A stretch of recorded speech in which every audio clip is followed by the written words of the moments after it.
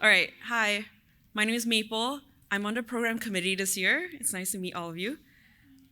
So I used to work in Ruby internals, and so I recognize the name of this man.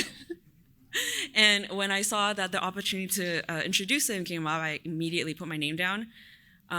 Anyway, so next up we have Jeremy Evans. Jeremy Evans is a Ruby committer who focuses on fixing bugs in Ruby. He is the lead developer of the SQL database library, the Rhoda Web Toolkit, and many other Ruby libraries. He is also the author of Polish Ruby Programming. And we have 2 copies here, and you can come grab them after the talk. I got mine, and I got mine signed, so yeah. Give it up for Jeremy. All right, hello everyone. In this presentation, I'll be discussing what was Ruby's second oldest open bug and how we fixed the bug in Ruby 3.3. My name is Jeremy Evans. I am a Ruby committer who focuses on fixing bugs in Ruby. I'm also the author of Polished Ruby Programming, which was published a couple years ago. This book is aimed at intermediate Ruby programmers and focuses on teaching principles of Ruby programming, as well as trade-offs to consider when making implementation decisions. So what is the second oldest bug that I am discussing? I'm referring to bug 4040, which has the subject SystemStackError with #*A for large A. And the reproduction code given in the bug report was this simple Ruby code. This calls the array reference method on hash with a splat of a very large array with over 1 million entries. And it turns out that this bug is not specific to that hash method. At the time that this bug was reported, this issue applied to any method when called with a splatted array if the number of elements in the array was large enough. You could reproduce the bug when calling the kernel puts method. You could reproduce the bug when calling a method defined in Ruby. You could even reproduce the bug with a method that does not accept any arguments, such as the kernel object ID method. And that's because the error occurs while setting up the arguments for the method call before actually calling the method. So Ruby's behavior when passing a very large array splat to a method has changed over time. Back in Ruby 1.8, passing too many arguments to a method would result in the Ruby interpreter crashing and dumping core, both for methods defined in C and for methods defined in Ruby. Now in Ruby 1.9, this condition was recognized, and a system stack error was raised instead for both cases. Ruby 2.0 and 2.1 had the same behavior as Ruby 1.9. Now in Ruby 2.2, Koichi Sasada, the author of the Ruby virtual machine, fixed this issue for methods defined in Ruby that accept splats. And that same behavior remains in Ruby 3.2. Now, as you can probably guess from this presentation, we fixed this issue in Ruby 3.3. So now calling the object ID method with a large array splat correctly results in an argument error. And if you switch to the example code given in the original bug report, you can see that it works correctly and returns a hash with a single entry. Now, some of you may be thinking, who cares about this issue, right? I mean, surely nobody is splatting such a large array, right? But do any of you have code in your applications that does something like this, where you splat a variable when calling the method? I'm assuming most of us do. Any chance you have code somewhere in one of your applications that accepts user input and assigns it to a variable? Again, probably most of us have code like this. Now, any chance you have that variable with user input that is later splatted? Now, this becomes less likely, but I'm guessing at least a small percentage of the audience has code somewhere that splats user input. And if so, you need to recognize that this probably allows a user to remotely trigger a system stack error. So let's say you know your application deals with user input and you want to handle unexpected errors using rescue. Unfortunately, this does not work the way you expect. If the call to some method raises a system stack error, cleanup method will not be called. And that's because this rescue does not catch system stack error. Rescue without an argument is the same as rescue standard error, And SystemStackError is a subclass of exception, not a subclass of standard error. So let's say you expect some method to raise non-standard error exceptions, and you want to do some cleanup using a couple of methods, and then re-raise the exception. So what's the problem here? Well, the problem is that cleanup method also raises a system stack error, which means that other cleanup method will never be called. Now, hopefully these examples were helpful in demonstrating that this issue may exist in your own code and it may be triggerable remotely. So I'm now going to discuss details about why this bug occurred. I'm going to focus on how arguments were handled for methods defined in C and Ruby 3.2, which will generally apply to earlier Ruby versions as well. So for background, I will first discuss how methods are defined using Ruby's C API. So here's an example of how kernel itself is defined in Ruby. So this part is the C function for the method, and this part is how the C function is registered as a method in Ruby. So kernel itself does not take any arguments. So you pass 0 as the number of arguments when you're registering the method, and since the Ruby method does not accept any arguments, the C function is called with a single argument, which is the receiver of the method. Now, value here is the C type used for all Ruby objects, and both the C function argument and the C function return value must be Ruby objects. Now, to start work on fixing this bug, I need to define where is this bug occurring. And one of the tools I use most when I'm starting out debugging is grep, or git grep. And another of the tools I use frequently when debugging C code is GDB, the GNU debugger. So to get a general idea for how method calling works, we run Ruby through GDB and we tell Ruby to execute the itself method. And then we set a breakpoint on the underlying C function that will be called. So if you're building Ruby with support for the shared library, most of Ruby is contained in a libruby shared object and not in the Ruby binary itself. So you have to tell GDB that you want this breakpoint to be pending a shared library load. Then GDB sets the pending breakpoint, and then you can tell GDB to run the Ruby program. And GDB runs Ruby until it hits that breakpoint. And at that point, you can use the GDB backtrace command to see how did I get here. And then this should show generally how Ruby calls methods defined in C. So here's the simplified backtrace output. And we can split this backtrace into 4 basic sections. So the bottom section is basically everything that Ruby runs before calling the itself method. This section is generic method calling code, regardless of how the method was defined. This section is code specific to calling methods defined in C. And at the very top, we have code specific to the itself method. And since this bug occurs when calling methods defined in C, it seems likely that the problem is in one of these 3 functions, or in one of the functions that they call. And while this is helpful, it would be best if we could see exactly where this system stack error is being raised. We can start that process by grepping to see where system stack error is defined. And it's always nice when you only get a single result back. From this line, we can see that the SystemStackError Ruby class is stored in a C global variable named RBE_sysStackError. And if you grep for that, you do get a bunch of results, but I'm going to filter them out for simplicity. Now, the stack level 2 deep string here gives a pretty good indication that we're on the right track. Now, here we see it called an RBVM register special exception. Now, I do not know what this function does, but based on the name, probably registers an exception. Since we know that RBE_sysStackError is a reference to SystemStackError, we can probably assume that the first argument is being registered with it. And if we grep for Ruby error sysstack, we only get 4 results, one of which we can ignore, as it's the same as the previous grep. Now, this line seems interesting. What if we go to that file and look at that line? And here's the code around that line. And there's one large indication that this is what we are looking for, and that's the function named, which contains the words stack overflow. So it looks like this is the function that's called if the stack would overflow, so that you can raise a system stack error instead of the program crashing. And we can use GDB to see, is that correct? In this case, we're going to pass code that should trigger the stack overflow, And then we're going to set a breakpoint on the EC stack overflow function and then run the program. And thankfully we guessed correctly and the breakpoint is hit. We can use the backtrace command to see how do we get there.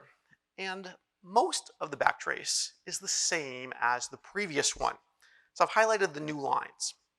Now these top two lines are both for functions with stack overflow in the name. So these are likely called when a potential stack overflow has been detected and not the cause of the stack overflow. The function directly before those lines, named vmcaller setup argsplat, is the probable cause. And here is the definition of that function. It determines which object is being splatted, and if the object being splatted is not nil, we assume it is an array. We then determine the length of the array to splat. And in the normal case, we copy all objects from the splatted array to the VM stack. Some of you are probably wondering, what is the VM stack? So the VM stack here refers to the stack used by Ruby's virtual machine. Virtual machines are generally either stack-based or register-based, and Ruby's virtual machine is stack-based. So Ruby's compiler compiles your Ruby code into virtual machine instructions, which operate on this stack. And values on the VM stack are Ruby objects. Now, to understand the underlying system stack error issue, at this point, I think it would be a little helpful for me to explain sort of how things are laid out in memory. And this explanation will be oversimplified, brief, and at least partly wrong, but I'm hoping it at least helps some people. So you can consider memory as continuous storage from the lowest memory address, represented here by all zeros, to the highest memory address, represented here by all Fs. And Ruby is written in C, and while C does not use a virtual machine, C uses a stack to store stack frames. There is generally one stack frame per C function call, and the stack frame holds the memory locations for the local variables for that C function call. When C needs to store data that is not stored on the stack, it first needs to allocate memory from the operating system, which is often done using the malloc function. And the section of memory where these allocations are located is often referred to as the heap. So Ruby uses malloc and other functions to allocate most of the memory it uses, so most of Ruby's memory usage is on the C heap. One of the things that Ruby stores on the C heap is the object pool. This is where Ruby objects are stored in memory. And for large objects, sometimes they don't fit in memory and they're stored, the excess data is stored elsewhere on the C heap. Another of the things that Ruby stores here is the stack for Ruby's virtual machine. And this is what the presentation refers to as the VM stack. And this is where Ruby stores stack frames for Ruby method calls and where it temporarily stores objects that are passed as arguments to those methods. If you try to pass too many arguments to a method call, or you have unbounded recursion, your program would try to write beyond the end of Ruby's VM stack. And since Ruby 1.9, Ruby recognizes when you're about to do this and raises a system stack error instead of having the program crash, as I discussed earlier. In this presentation, I discuss VM stack as if it were a single place in memory. But in truth, Ruby can have multiple VM stacks. The main thread has the main VM stack, but each additional thread you create has its own thread stack. And VM stacks for additional threads are generally smaller than for the main thread. Additionally, each fiber you create has its own fiber stack, and fiber stacks are generally smaller than thread stacks. One reason that Ruby does not scale well to huge numbers of fibers is the garbage collection time for scanning these fiber stacks. Now in this presentation, the term VM stack refers to the stack used by the currently executing Ruby code, which could be the main VM stack, or it could be one of these separate thread or fiber stacks. If we go back to the initial example, we saw that we needed over 1 million arguments to trigger this issue, and that's because this uses the main VM stack. You only need about 132,000 arguments to trigger this issue in a thread stack. And one thing to be aware of is that the majority of request handling in Ruby web applications is going to be on a thread stack and not on the main VM stack. If your Ruby web application accepts JSON input and will splat the result of JSON input, triggering a system stack error remotely may be possible with less than 300 kilobytes uploaded. If you run your Ruby web application using a fiber per request, like in Falcon, It may take only 16,400 arguments to trigger a system stack error. And if you're tuning your Ruby web application to decrease the stack size per fiber or thread for better garbage collection performance or for reduced memory usage, triggering a system stack error may be possible with just over 2,000 arguments. With that background, let's get back to our example. So to refresh, we discussed this section, which copies all of the objects from the splatted array to the VM stack. After this, we increase the number of arguments the method is called with the length of the splatted array, subtracting 1 for the array itself. However, before doing any of this copying, we check whether copying all of the arguments from the splatted array to the VM stack would overflow the stack, so that a system stack error can be raised instead of the program crashing. And this is the check that's being hit when you're splatting a large array. Now, unfortunately, there is no way to avoid this issue as long as you take the approach of copying the arguments to the VM stack. The only way to avoid this approach would be to not pass the arguments on the stack.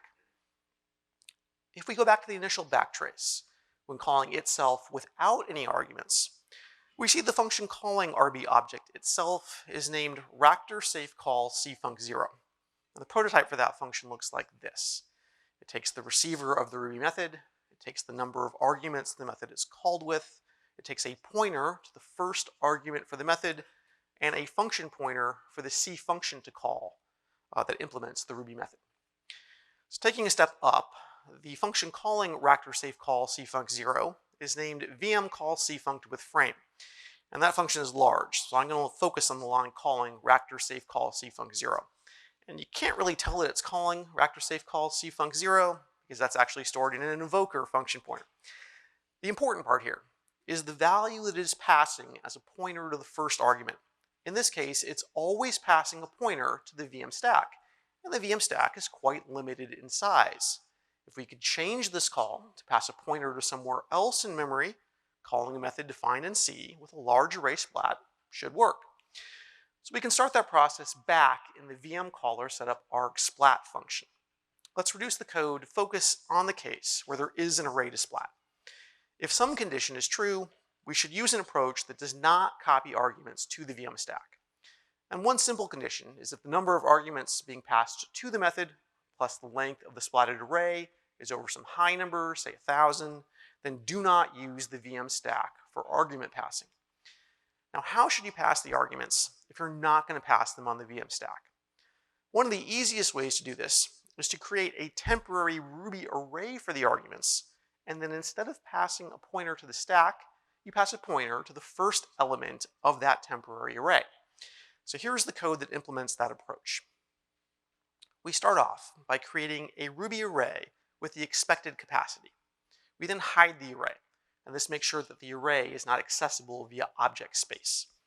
We copy the method arguments before the splatted array to the temporary array. We then copy the elements of the splatted array to the temporary array. We still pass a pointer to the temporary array of arguments on the VM stack. So we need to adjust SP, the stack pointer, to reflect that. And since there is only one argument on the VM stack, we adjust the calling information to only show one argument.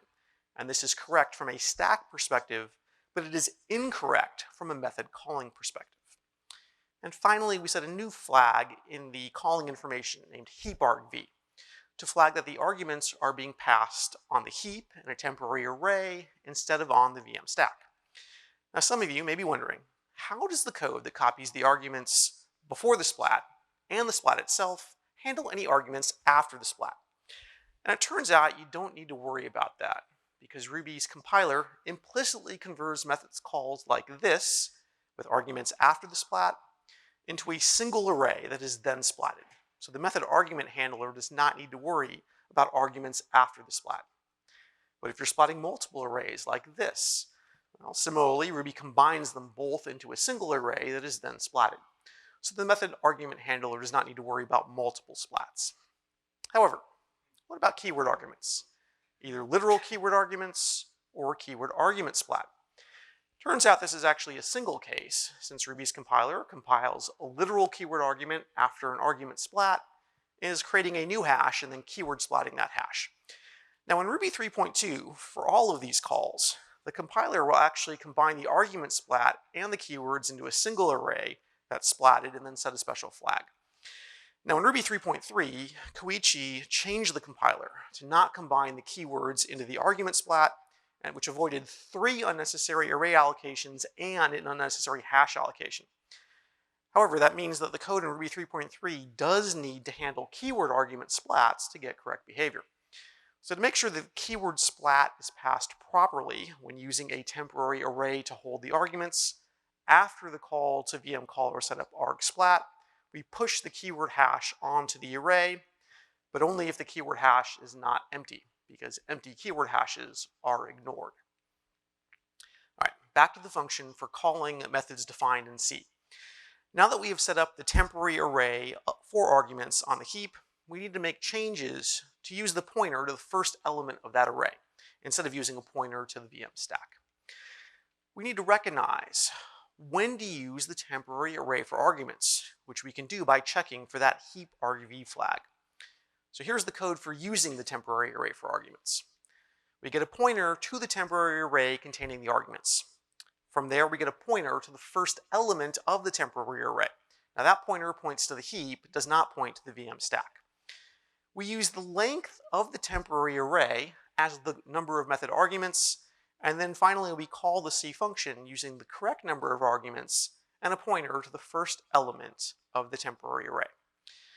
And while the changes I went over are the most important changes, there were a few changes needed in other functions, mostly to check if this heap argv flag is set and to handle things differently in that case. So I don't have time to discuss all the other places that needed to be changed, but it required adding about 5 different checks for this heap argv flag. After making those changes, it did not take much more work to get Ruby's test suite passing with the changes. Unfortunately, while the test passed, there was a minor slowdown resulting. So the additional checks slowed down method calling microbenchmarks by up to 7%. And considering that few users are affected by this bug, slowing down method calling to such a degree is not acceptable. I tried a couple of different approaches to speed up the implementation, and ultimately I was able to get the performance difference to be small enough that even the microbenchmark did not show it as significantly slower. However, my approach was a little invasive, making multiple changes to a couple of methods that were used in the generic method dispatch code. And since this issue had already been fixed for methods defined in Ruby, and we were trying to fix it for methods defined in C, it would be nice if the changes could only be made to the dispatch code for methods defined in C. So in discussions with Koichi, I mentioned that we could switch to that approach, but it would result in more duplication. And Koichi took it upon himself to implement that non-invasive approach. And it turns out I was right about the duplication. So here's the VM call cfunct function before the changes. And to get the correct perspective, I'm going to shrink the font size. And now let's see the changes. As you can see, it's quite a large increase in lines. I mean, these 2 lines in the normal case, when you're not passing a large argument splat, use the standard argument setup functions. And those 2 lines are replaced with expanded and customized versions in the case where you are splatting a large array. Now there's a maintainability trade-off here. So one option is to add features to the generic functions, making the functions more complicated. And that can make the generic functions slower and make it more difficult to debug code that does not benefit from the features. On the plus side, it can make maintenance easier, especially if future code can also benefit from the features being added to the generic functions. So my approach chose this trade-off. Another option is to duplicate the parts of the generic functions that you need and modify them for a specific use case. This can result in faster code and it localizes the change. However, it can make maintenance more challenging if you need to make the same change in multiple places. So Koichi's approach chose this trade-off. Now Koichi's patch was merged back in January, ensuring that the second oldest bug will be fixed in Ruby 3.3.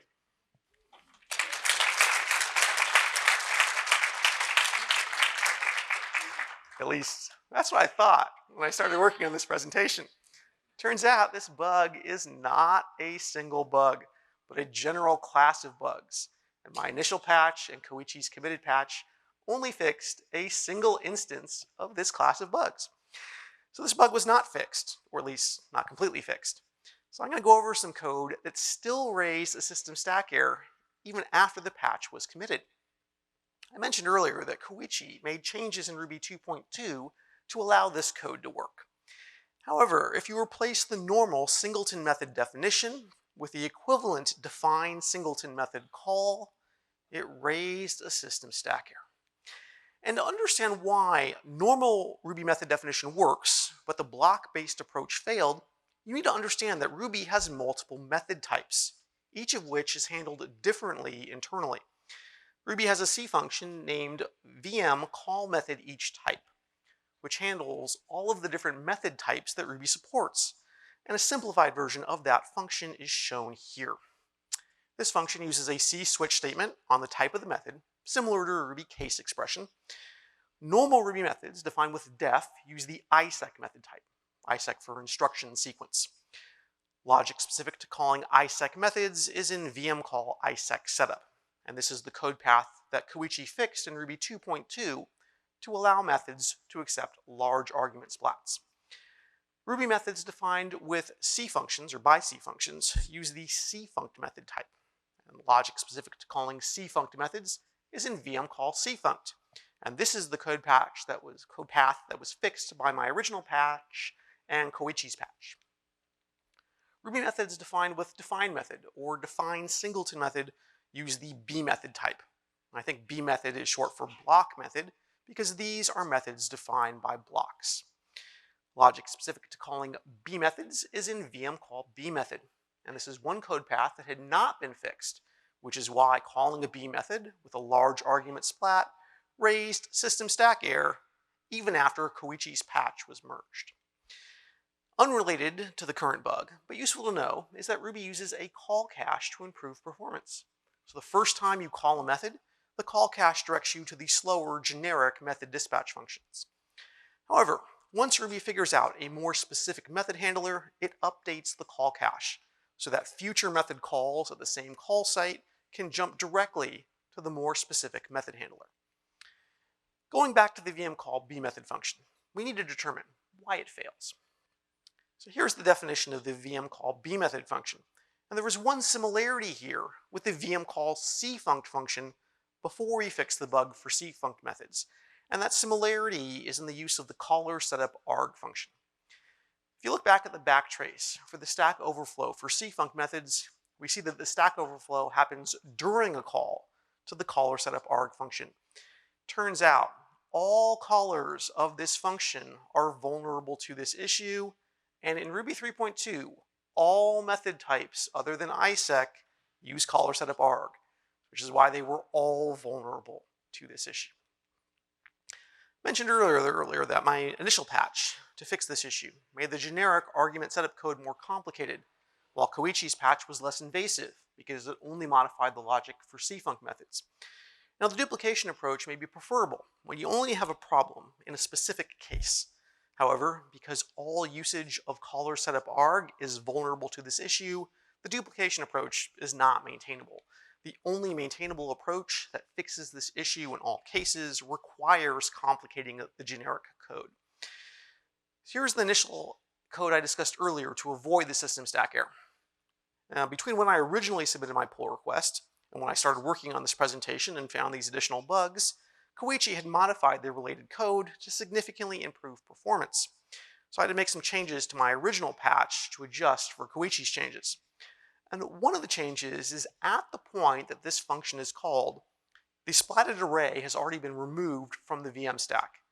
And another of the changes is that any keyword splat is passed as a separate argument and not as the last element of the splatted array.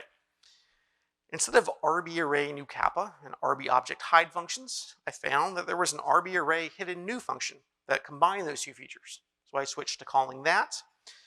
And the capacity of the array is set to the number of arguments before the splat plus the number of arguments in the splatted array plus one extra for a possible keyword hash. The other important change is that I switched to storing a pointer to the temporary array in the calling structure. This is instead of only storing the pointer on the C stack, or on the VM stack. And this was mostly for simplicity so I could easily reference the temporary array later. If we go back to the VM call B method function, we can modify it to use this new approach.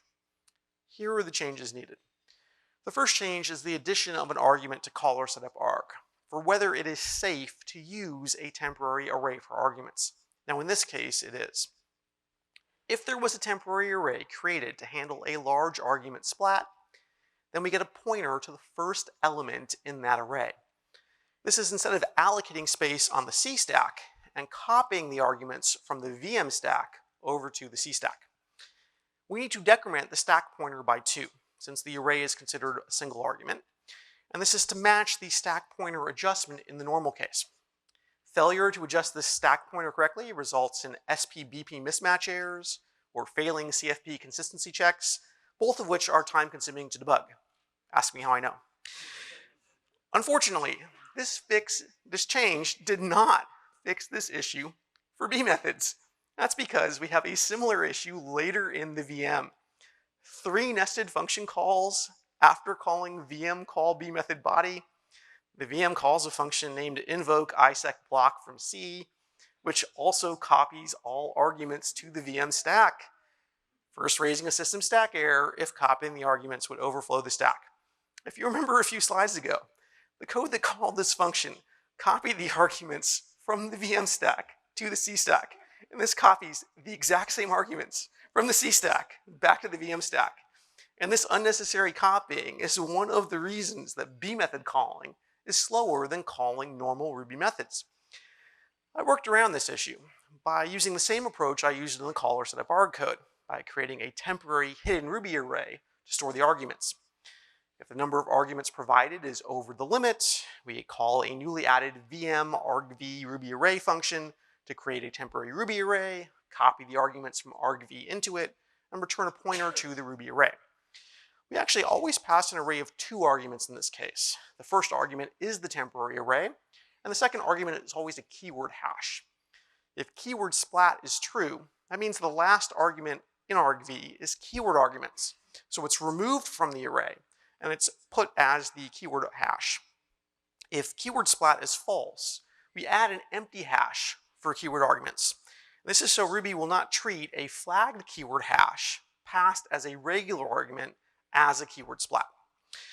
With those changes, you can now call methods defined with define method or define singleton method with large array splats. However, this was not the only case that previously failed. There were other cases that failed as well.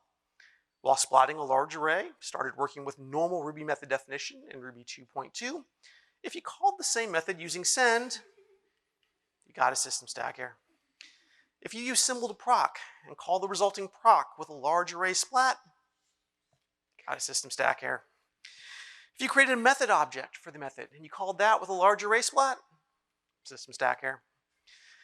If you defined method missing and you called a method that did not exist with a large array splat, you got a system stack error. Additionally, passing a large number of arguments in a C extension using RB yield block also resulted in a system stack error. And those were the most important cases that needed to be handled, where it could be useful to pass a large number of arguments in a splat. There were also some cases where the method type only accepts 0 or 1 argument, where passing a large array splat raised system stack error instead of argument error. So if you go back to normal Ruby method definition, and you change this argument splat to a regular argument when calling the method with a large array splat, it would be best to have an argument error raised, but Ruby would raise a system stack error in that case. Similarly, if you have a class that uses @reader, calling the method define with a large array splat raises system stack error instead of argument error. Same issue is true of @writer. If you create a struct class, calling a member reader method for an instance of the struct with a large array splat raises a system stack error instead of an argument error. And the same issue is true of the member setter method. So squashing this bug, both for methods that could accept a large number of arguments and to get the correct exception raised for method types that only accept 0 or 1 argument, took quite a long time. And one reason for this is that this issue is not a single bug, but a general class of related bugs. Another issue is that fixing these bugs turned into a game of bug whack-a-mole, where you'd fix a single instance of this bug and that would break other test cases. And you'd fix those cases and just something else would pop up and break. One thing to be aware of is that almost no code in Ruby's test suite passes a large array splat. So running the test suites that come with Ruby will be unlikely to catch issues with the changes I was making. To get a higher level of confidence that the bug fixes were actually working, I did most of my debugging by forcing temporary array usage for all method calls with splats, instead of the default behavior of only creating a temporary array for splats of large arrays.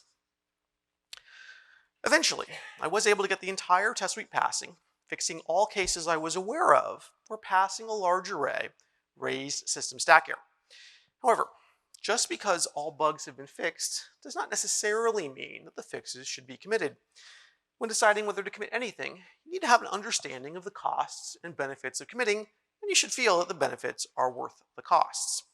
Now in this case, the benefit is you can splat an array when calling it any Ruby method, and you should get the expected behavior regardless of the size of the array. Now I think that's a significant benefit, but the actual need to pass a large array splat is rare, and it's almost always better to structure code to pass a large array as a normal argument instead of splatting the array. Additionally, as I showed earlier in the presentation, if you don't fix this issue, it will be possible to remotely trigger a system stack error in some Ruby web applications. Now there are significant costs associated with the fixes. For one, the fixes are invasive, much more so than my initial attempt to fix this issue just for cfunc methods. And for another, there is a minor slowdown associated with this change. With all of the work to improve Ruby's performance, committing this patch can feel like a step backwards. One reason is that the slowdown, for the slowdown is the extra checks that were added. For every call to a method that's not written in Ruby, there are extra checks for whether a temporary array is used, even if the method call did not use a splat, in some cases. Now the code to handle arguments in temporary arrays also bloats the code, and this can result in additional instruction cache misses because less of Ruby's code may fit in the processor's instruction cache. I thought it would be unlikely that committers would accept the minor slowdown to fix these corner cases. And thankfully, during my work on fixing these bugs, I learned a lot about Ruby's internals. And with what I learned, I developed a series of patching to optimize method calling in certain cases. And my goal with this series of patches was to offset the minor slowdown that was introduced by the bug fixes. One of the optimizations was to bmethod calling. So here's the code for VM call bmethod again. One thing to notice is that this function always calls caller setup arg. And the reason it does this is so it can flatten the arguments into a C array and pass a pointer to the first argument to VM call bmethod body. I determined that this call to caller setup arg is not actually needed in the common case, where the block for the bmethod is defined in Ruby. However, it is needed in other cases, where the block for the bmethod is defined in C or was created by symbol to proc. So I decided to split bmethod call handling into two paths, one to handle the case where the block was defined in Ruby, and another for other blocks. All of this code is necessary to determine whether the block is defined in Ruby. And if the block is defined in Ruby, we call an optimized function that does not need to use caller setup arg. If the block was not defined in Ruby, we call another function that does use caller setup arg, which is similar to the previous implementation. In either case, before calling the function, we update the call cache. And the reason we update the call cache is so that future calls at the same call site can jump directly to the optimized function and skip all of this code. So I added some benchmarks and found that these changes improved bmethod calling by 40% in simple cases and up to 180% in keyword cases.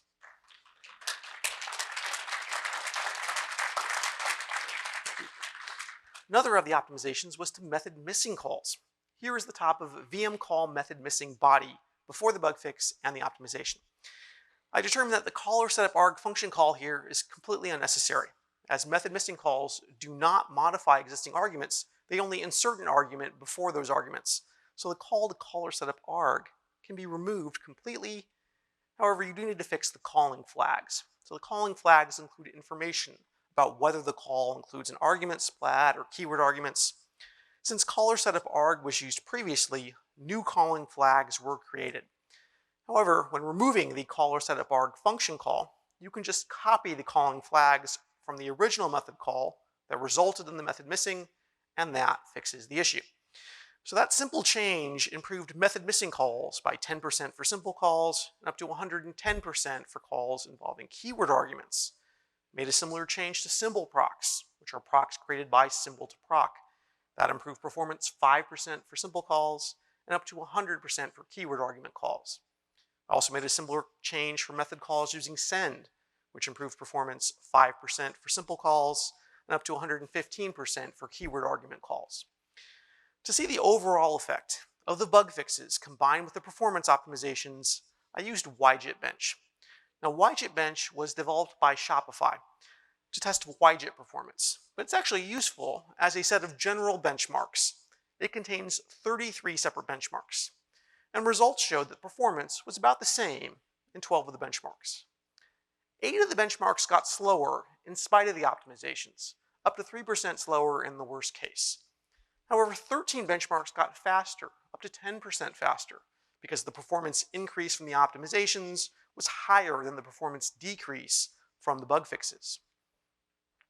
So after finishing those method calling optimizations, I brought this issue up as a topic back in April during the monthly developer meeting. And that way other committers could provide feedback and Mats could decide whether the benefits were worth the costs. And there was some concern over the performance and invasiveness of the changes. However, I ultimately received approval to merge the changes. Now, there was one remaining issue.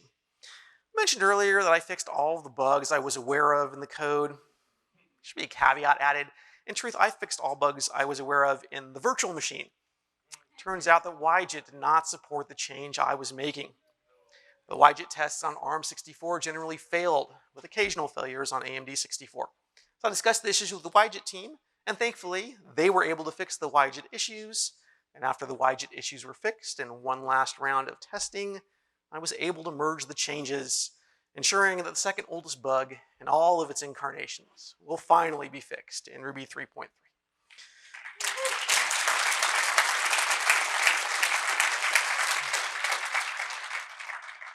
At least, that's the current plan. The fix has been merged. There is a possibility it will be reverted in the future if the additional complexity becomes too problematic to maintain, or if it starts becoming a larger performance burden as Ruby itself becomes faster. Now, here are the lessons I learned from my experience fixing these bugs. First, just because a bug is old does not mean it cannot be fixed. Splatting a large array in a method call has been a problem since Ruby supported splatting arrays, and this issue was known for over a decade before I started work on fixing it. In general, it just takes one person with the determination to fix the bug. Second, fixing an old bug is often a learning process that teaches you useful things that you probably would not have learned otherwise. Without the experience I gained from fixing these bugs, I would not have been able to implement the performance optimizations that I discussed. Finally, don't worry if you can't fix a Ruby bug completely by yourself. As this issue showed, other committers will likely be available to help you improve your bug fixes so they can be committed. Ruby currently has over 50 open bugs in the bug tracker that are over 5 years old, just waiting for you to fix. We look forward to your contributions. I hope you had fun learning about Ruby's second oldest bug and how we fixed it in Ruby 3.3. If you enjoyed this presentation and want to read more of my thoughts on Ruby programming, please consider picking up a copy of Polished Ruby Programming. And that concludes my presentation. I'd like to thank all of you for listening to me.